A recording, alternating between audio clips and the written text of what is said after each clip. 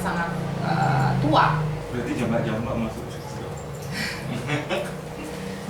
Iya, ini ada gayanya, nama-namanya ya. Ini pasti teman-teman kalau yang straight melakukannya seperti ini. Kalau ada yang gay, ada yang lesbian juga ada di dalam Kama Sutra. Banyak kok ininya, visualisasinya. Sayangnya belum ada dildo apa segala macam di zaman ini. Belum ada sayangnya. Batu.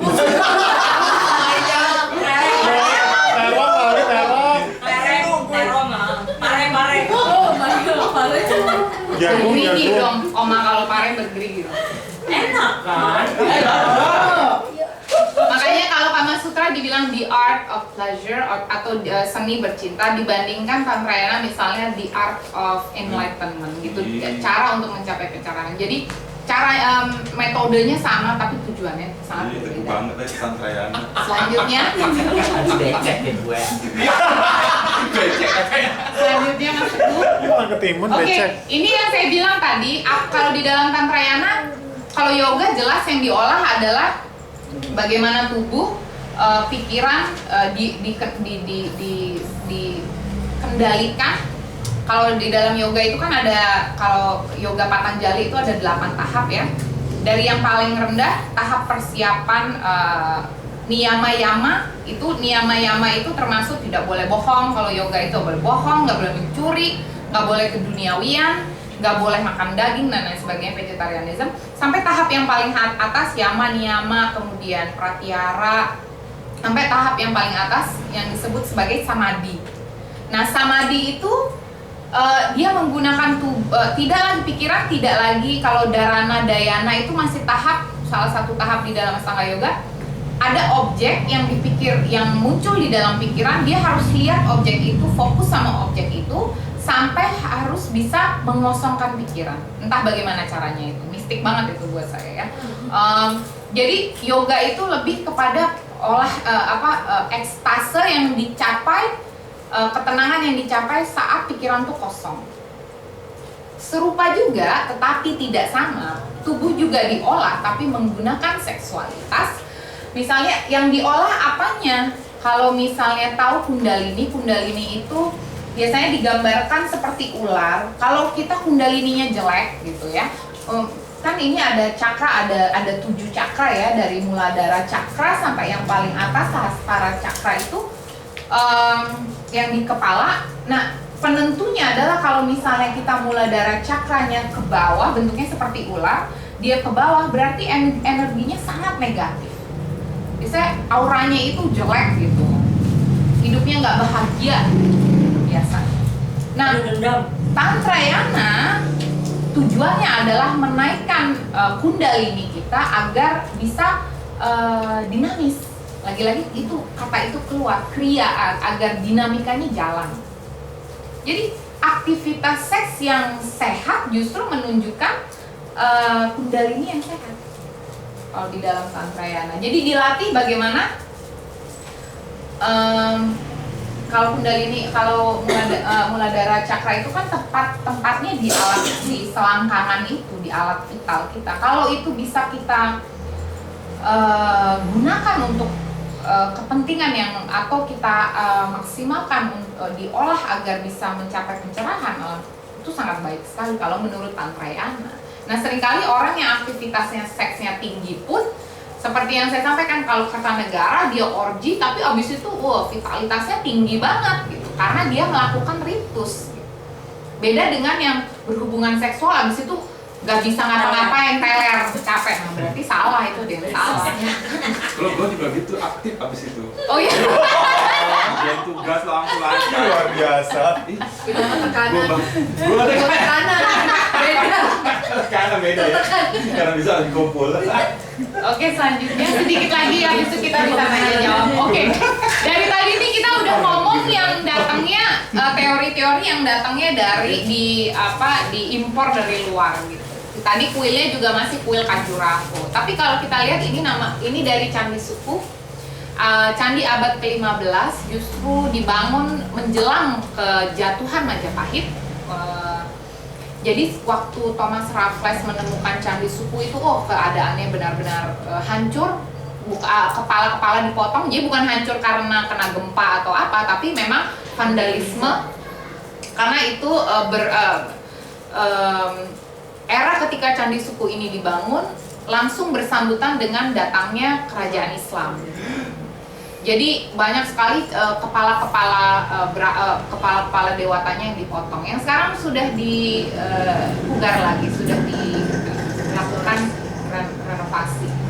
Nah di kiri ini kalau teman-teman datang ke Candi Suku, ada orang yang tidak berkepala, size-nya agak besar ini, yang sedang memegang penis. Kemudian di sebelah kanan ada Lingga dan Yoni, seperti Anda sampaikan ini ada di lantainya candi tersebut. Itu gerbang. Ada di pintu gerbang itu bentuknya seperti vagina sebenarnya. Itu simbol kesuburan. Kalau yang ini ada di dalam candinya. Gue motornya di pintu gerbang. Ada yang mirip, coba. Selanjutnya. Nah ini perbedaannya, ada Candi Suku dan Candi Cetho. Kalau Candi Cetho yang sebelah kanan biasanya kalau upacara ini di Karanganyar, di Solo, di dekat Solo juga. Uniknya Candi Suku adalah dia bentuknya trapesium. Ini tampilan luar dari Candi Suku. Dia trapesium, berbeda dengan candi Hindu yang lainnya. Yang biasanya kalau seperti yang klasik ada di Candi Cetho, ini biasanya ada gerbatama atau ada kala seperti itu. Ya ada perbedaan, ada yang unik di Candi Suku. Tapi saya rasa penjelasan dari keberadaan Candi Suku adalah Candi Suku itu lebih menekankan sebagai candi yang memang diupayakan orang. Kalau menurut saya ini amatir banget ya. Kalau menurut saya itu tempat peribadahan orang yang ingin kesuburan dan kebahagiaan seksual, saya rasa, karena banyak indikasi yang ke arah sana. Nah yang di bawah juga Lingga Yoni juga, segitiga itu biasanya digambarkan sebagai Yoni. Banyak interpretasinya, tapi segitiga juga salah satu. Selanjutnya, nah ini yang ada di Candi Suku juga, bentuk seperti vulva atau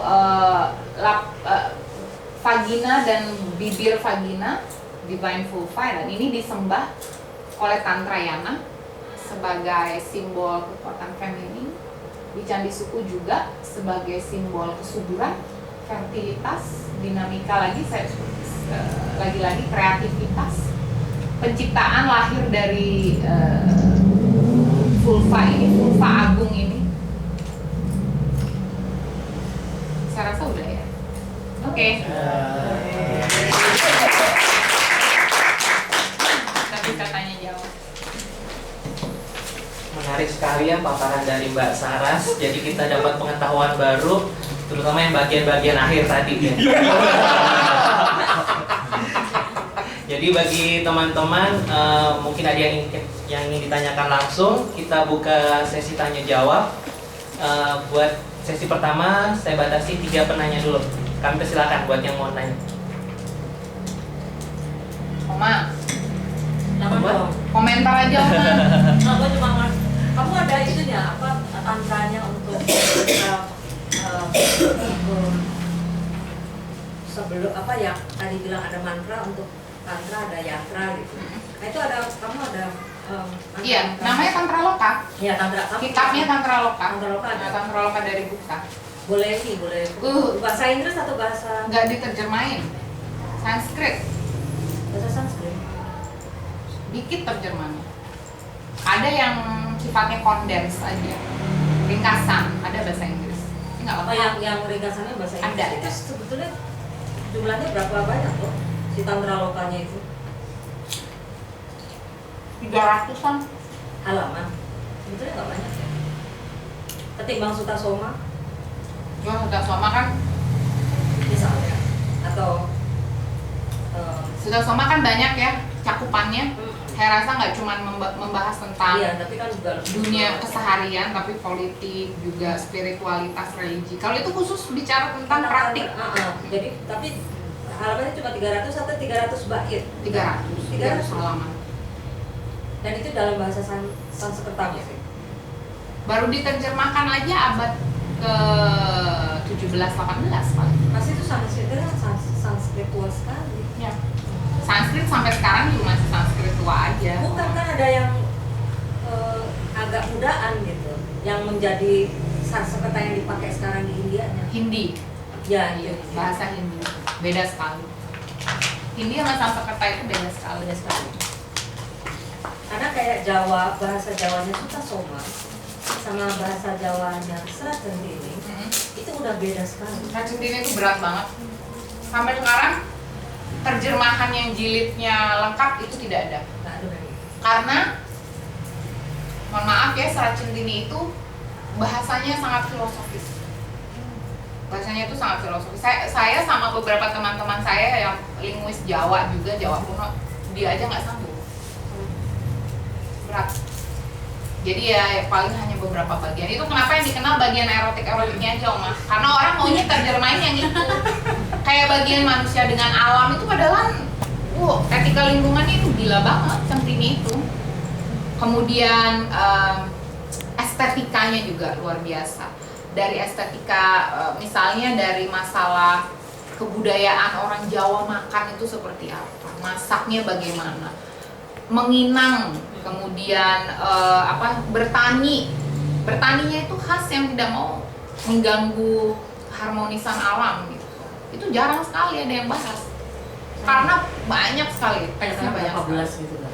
Yang diterjemahin akhirnya cuma 7 tapi dijadiin video. Yang lainnya lumayan jangan Yang tadi Silakan. dua pertanyaan. Asik. Dan sebelumnya mohon maaf saya sedikit, saya memang amatir. Tadi dibahas Dewa Siwa ya, yang bergambar orang dan yang serem-serem justru jadi mayoritas. Iya. Itu kalau nggak salah Dewa Siwa kan dewa penghancur dan Iya. perusak. Apa karena ada teror jadi dewa perusak, dewa penghancur, jadi umatnya banyak? Pertanyaan yang kedua, tadi sebelum dimulai kita kan bahas di candi-candi tuh banyak relief-relief tentang orgi, baik dengan laki-laki, perempuan ataupun dengan binatang. Tadi menyebut nama ada anjing atau sapi. Kalau nggak salah sapi bukannya kendaraan dewa yang disucikan, tapi kenapa dibuat sebagai media untuk orgi? Terima kasih. Namanya siapa tadi? Nama saya Sutasoma. Johanna. Yang pertama, kalau kita studi sosiologi agama ya, mana yang lebih efektif melakukan propaganda agama? Tuhan yang pemarah atau Tuhan yang lembut? Kita marah kan? Umat itu kalau agama beda dengan sufinya, tantranya, mistiknya. Agama yang sifatnya sangat ritualistik, isinya adalah keharusan. Orang lebih takut berbuat karma buruk dan berbuat dosa dibandingkan ingin melakukan kebaikan, ya kan? Karena ada hukuman, ada penalti, ada penal. Dan untuk penyebaran agama itu lebih efektif. Makanya itu satu. Kedua, saya rasa psikologi massa dia ingin memuja dewa yang, karena misalnya gini, kalau Brahma kita berdoa sama Brahma, nature dari Brahma udah baik, Wisnu udah baik, udah memelihara. Kalau Siwa butuh didoain, kalau enggak ini bercanda aja. Kalau enggak Siwa yang ngamuk. Bikin tsunami. Iya, pasti dia takut. Makanya kalau di India yang dewa aliran yang sangat besar itu aliran Durga, Kalima, aliran Dewi Kematian, dan Siwa. 3 aliran besar. Ya, kalau ada bencana, oh ya ini Tuhan marah soalnya kita berdosa, itu kan. Bayangannya Tuhan itu marah, kayak waktu tsunami itu kan, ini Tuhan marah nih gitu. Terus ini kemarin Filipina, iya Tuhan marah nih gitu. Apa sih? Ya topan aja. Iya, jadi memang kalau di sejarah aliran dewatanya India gitu, memang Siwa itu menurut saya mayoritas. saya mayoritas karena Hindu Siwa. Ya Siwa itu misalnya salah satu contohnya Siwa Nataraja ya. Siwa Nataraja itu kalau simbolnya Siwa yang sedang menari itu. Jadi diandaikan bumi ini bisa berputar, alam semesta ini bisa seimbang, nggak bertabrakan, nggak hancur karena Siwa yang sedang menari. Jadi selama Siwa itu menari, kalau Siwa Nataraja itu kan dia menari kakinya diangkat satu. Jadi kalau kakinya oleng dikit, ya udah peralaian, kiamat. Jadi sangat meninggikan simbol Siwa sebagai pelebur, sebagai peralina, penghancur, menyebabkan rasa takut, kan tremendum kan, rasa takut yang gentar, yang menumbuhkan cinta kan. Kadang-kadang tuh kita punya rasa cinta sama yang menyebabkan takut kan. Yang diculik sama Prabowo gitu. Culik sama Prabowo bisa kerja sama Prabowo. Kocak itu. Tremendum juga itu. Ya, Stockholm Syndrome. Jadi saya rasa jawaban karena saya seorang ilmuwan maksudnya, jadi saya memberikan jawaban yang analisa sosiologis antropologis gitu. Tapi alasan sesungguh-sungguhnya orang beribadah itu kan urusan yang sifatnya sangat private kan. Gimana pun juga saya rasa masing-masing orang yang punya aliran beda-beda itu punya alasan sendiri. Ya yang paling kasihan sih aliran Brahma itu ya, yang minoritas di Nusantara. Dan sebenarnya saya bingung kadang-kadang sama Departemen Agama itu yang aliran Brahma. Terakhir saya disuruh melakukan siar ya, kayak siar gitu. Jadi saya harus pergi ke Tengger untuk meluruskan mereka jadi Hindu yang benar gitu. Karena kan mereka tidak baca Weda. Hindu di Bromo itu kan nggak baca Weda dan ritualnya sangat berbeda dengan ritual Hindu Bali Dharma gitu ya.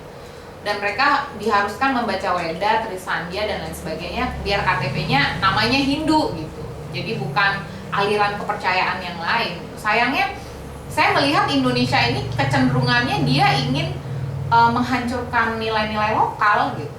Yang sebenarnya kan unik ya, aliran Brahma itu udah tua banget itu. Aliran Brahma itu udah sangat tua yang justru harusnya dipreservasi, dilindungi kan. Tapi sayangnya ya itu karena ada dominasi lagi-lagi inginnya negara ingin ikut campur dengan urusan religi ya terkikis lama-lama gitu. Lama-lama terkikis. Itu yang menurut saya lebih memprihatinkan. Bubarkan dia. Itu saya nggak ngerti deh. Ya saya sih memang di jadi saya tuh memang di beasiswa Departemen Agama ya sekolah saya, karena mereka pingin saya ada pendalaman studi di studi Siwa Buddha juga. Tapi sayangnya ya begitu, kurang filsafatnya, justru lebih banyak harus melakukan ya propaganda penyebaran agama gitu. Itu pragmatisme. Iya, jadi menurut saya ya buat apa saya di sekolahin tinggi-tinggi kalau misalnya tugas saya cuma mengharuskan orang untuk meninggalkan spiritualitasnya, kan saya berdosa dong itu maksudnya. Ya kan kalau memang dia mengatakan dirinya orang beragama. Jadi waktu itu saya nggak ikut, jadi saya menolak ya. Habis itu putus deh beasiswa. Tapi ya baiknya adalah sekarang Hinduisme di Indonesia itu mulai ada penekanan pada filsafat. Jadi banyak sekarang siswa-siswi yang dikirim ke India atau keluar Bali, yang pulang ke Bali maupun ke Jawa. Misalnya sekarang sekolah tinggi agama Hindu banyak sekali Hindu Jawanya, dan Hindu Jawa itu penolak loh ya. Mereka tidak mau baca Weda. Karena mereka punya kitab lokalnya sendiri gitu, ajaran lokalnya sendiri. Cara sembahyangnya juga nggak seperti sembahyang yang kita lihat di Hindu Bali di Pura, itu nggak seperti itu. Misalnya di Banyuwangi itu ada Hindu Jawa yang sangat unik, yang sekarang banyak sekali riset tentang Hindu Jawa yang di Banyuwangi itu, termasuk mahasiswi bimbingan saya banyak yang menulis tentang itu. Jadi kita melihat gerakan baru lah ya, dengan kebebasan untuk punya ekspresi spiritual gitu. Dibandingkan ya itu harus dari 6 harus milih kan, 6 harus yang mana, itu kan kayaknya tega banget gak sih, harus pilih dari 6 itu yang mana. Misalnya kalau dia agamanya kayak misalnya kayak orang suku yang di Jawa Barat tuh apa sih namanya, dia harus milih dia Islam apa dia Hindu gitu ya kan. nggak masuk Sunda akal Wiwitan. dong. Ya dia Sunda Wiwitan, dia nggak bisa dibilang Hindu murni juga enggak, Islam dalam pengertian yang murni juga enggak. Jadi Indonesia ini sebenarnya dari kekayaan peninggalan abad ke-8 itu banyak banget aliran kepercayaannya, apalagi di Jogja ya. Cuman ya itu terkikis lama-lama karena banyak penyeragaman.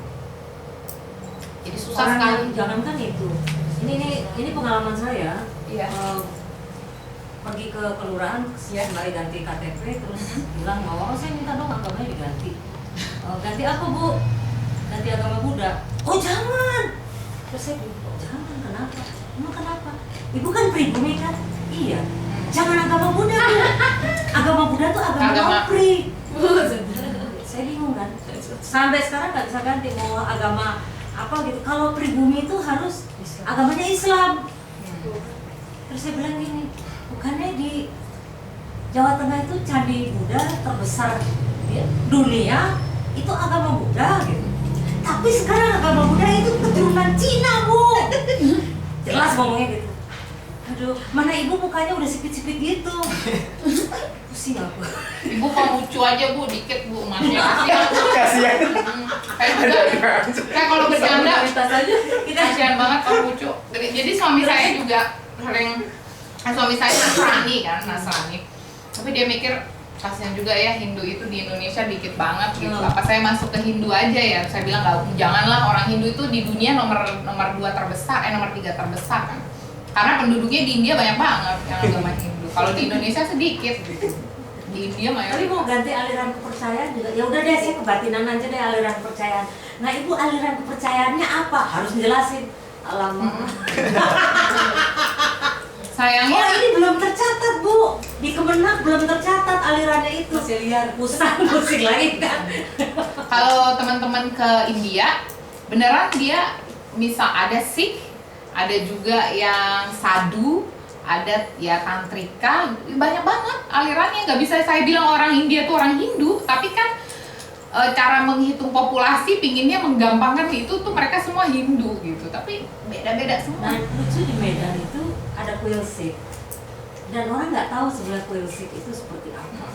Jadi kalau tanya sama orang Medan yang pada umumnya, yang Melayu gitu kebanyakan Jawa, kan Medan sebenarnya penduduk terbesar kota Medan itu bukan orang Tapanuli, tapi orang Jawa Jadel gitu, Jawa Delhi. Terus saya tanya itu, udah tahu nih, tapi cuma sebagai antropolog ya, belaga bego. Itu rumah ibadah apa gitu. Itu Bu, itu Islam India tuh Bu. Taunya Islam dari mana? Itu kubahnya Bu, katanya gitu. Oke. Terus, jadi sampai saya fotoin itu. Tapi Sikh emang nggak mau dibilang Hindu juga Iya, sih, iya. Oma. Iya, Ya gitu. Sikh ya Ya, Sikh. Sikh gitu, memang Sikh gitu. Ada percampuran Tambah Islam lagi dan dengan Hindu, dia nggak Hindu. nggak sepenuhnya salah juga, Oma. Iya, dia jadi bilangnya jadi kata agama Sikh itu terus, tapi ya kalau udah lebih dekat lagi ke tempat kuilnya itu mereka pada bisa bilang Sikh gitu. Tapi kalau yang lewat dari 500 meter gitu bilangnya itu adalah Islam India. Islam India. Sementara yang di Kampung Keling kan ada tempel apa kayak pura, tapi juga bukan, nggak bisa bilang pura kan, karena pura tuh bayangannya saya tuh Menjulang, pipi. yang Bali gitu itu pura. Sementara kayak di gunung Seperti ya Candi Suku. Ya Candi Suku kan yang di gunung Semeru ya, yang di Jawa Timur yang tertinggi itu di Pulau Jawa. Itu kan di bawahnya ada tempat pemujaan juga. Iya. Yang mau dibilang pura, nggak kayak pura, lebih kayak candi. Mau dibilang candi, kayak candi yang Berangin Prambanan itu Ratu Boko. Mau dibilang ini kayak model candi Ratu Boko, tapi ini kayak ada hiasan kelapa muda tuh kan? Janurnya itu jadi kayak Bali gitu kan. Nah ini yang sebetulnya kita juga rancu untuk melihat bahwa pura itu misalnya yang Hindu non Bali itu tempatnya memang bukan kayak pura gitu, jadi yang puranya arsitektur Bali itu. Karena memang Hindu yang dibentuk oleh negara pun Hindu tahun 1945 itu memang Hindu yang dibuat oleh Soekarno. Itu bukan Hindu yang agama Tirta itu atau agama aliran kepercayaan juga enggak. Tapi kan karena waktu itu kebutuhannya ingin membentuk negara, dan yang terdekat dengan tipe keyakinan di Bali di masa itu adalah India, jadi disebutlah Hindu India. Sebenarnya dia punya Hindu Bali, bukan digunakanlah Hindu India untuk menciptakan Hindu Dharma gitu, Hindu Bali. Karena yang di Kampung Keling terus itunya Hindu Dharma, padahal terus gue tanya sama ininya, kami bukan Hindu Dharma, karena tahu nih aliran-alirannya bukan Hindu Dharma, tapi kan harus menurut Departemen Agama yang rancu itu. Dan Departemen Agama memang itu tugasnya ya, mereka selalu datang ke daerah-daerah dan melakukan pelurusan memang seperti. Yang menurut saya harusnya lebih ke dokumentasi aja tugasnya, jangan melakukan intervensi. Iya ya, untuk penyeragaman itu kan. Tapi sekarang kalau sekarang sih Departemen Agama di Parisada Hindu Dharma Indonesia sih banyak anak mudanya, jadi mereka sekarang sangat reformis ya dibandingkan kayak ini yang Ahmadiyah, Syiah apa segala macam kan itu juga mau diseragamkan jadi apa namanya? Saya rasa itu kan misi Departemen Agama lah ya, itu misi besar mereka. Jadi penyeragaman semua kayak gitu. Iya. Dengan membuat undang-undang penodaan agama juga itu udah petanda kan bahwa akan ada penyeragaman kan. Sebenarnya kalau tadi pertanyaan yang juga berhubungan dengan pertanyaan yang seks dengan hewan itu misalnya, saya rasa Vatsyayana yang menulis, yang mengkompendiumkan Kama Sutra, saya nggak pernah bilang Vatsyayana itu sebagai orang suci. Beda mungkin kalau kita baca teks-teks yang lain seperti Sarasamsaya atau teks lain lah yang memang tujuannya itu dan ditulis oleh seorang pemuka agama. Vatsyayana menurut saya itu dia tuh ilmuwan gitu, ilmuwan yang tugasnya itu mendokumentasikan sejarah. Kalau kita baca Kama Sutra secara lebih objektif, temuan yang saya dapatkan adalah mengapa ada bentuk seksual yang kalau sekarang disebut sebagai seksualitas menyimpang, ada apa sih namanya animal husbandry, kan namanya animal husbandry kan, bestialia, dengan hewan yang sekarang ada juga. Tapi Vatsyayana mengatakan bahwa di masa itu panel-panel itu kan menunjukkan rekaman sejarah kan, panel-panel itu bukan, saya rasa tidak menempatkan bahwa itu baik untuk dilakukan. Justru kalau misalnya kita Borobudur misalnya, Borobudur di bagian kaki candinya itu di Karma Wibangga, di Karma Wibangganya itu justru menampilkan perilaku seks yang sangat menyimpang. Tetapi perbedaannya di Borobudur beda dengan yang di saya rasa juga yang di Khajuraho, panel-panel itu adalah kompleks luar, jadi kompleks paling bawah. Bahwa manusia itu terlahir dengan nafsu itu sudah terberi, itu salah satu suratan jadi manusia. DNA gen kita itu kita ingin memuaskan ego kita, ingin memuaskan tubuh kita. Tetapi tantangan untuk menjadi manusia lebih baik, spiritualitas, misalnya di dalam Borobudur yang bagian bawah, kalau kita sudah naik ke bagian atas, di bagian misalnya yang masih rupa datu, di bagian kama datu masih banyak manusia itu awalnya masih ingin ngemuasin yang apa yang sifatnya estetis. Tapi di bagian yang lebih atas lagi kita udah meninggalkan yang estetis itu, mencari yang etis, apa yang baik. Nggak cuma buat saya tapi buat alam semesta misalnya. Kalau Buddhisme kan jagat ditaya, jadi kebaikan yang untuk jagat kan selalu bilang seperti itu. Baru sampai arupadatu. Arupadatu itu benar-benar kita udah nggak butuh lagi hal-hal yang sifatnya nafsu duniawi gitu, karena udah mencapai pencerahan yang paling tinggi. Makanya di atas itu kan tidak ada ornamen apa-apa, kosong, sunyata. Tapi di bagian Karma Wibangga itu isinya dari, jangankan kalau Khajuraho kompleks paling luar kan itu semuanya orgi, seks dan lain sebagainya. Tapi kalau masuk ke Hindu itu kan seperti labirin gitu ya, ada lapisan luar, lapisan dalam, lalu lapisan dalam, seperti mandala. Sama aja seperti Borobudur kan seperti menyerupai mandala.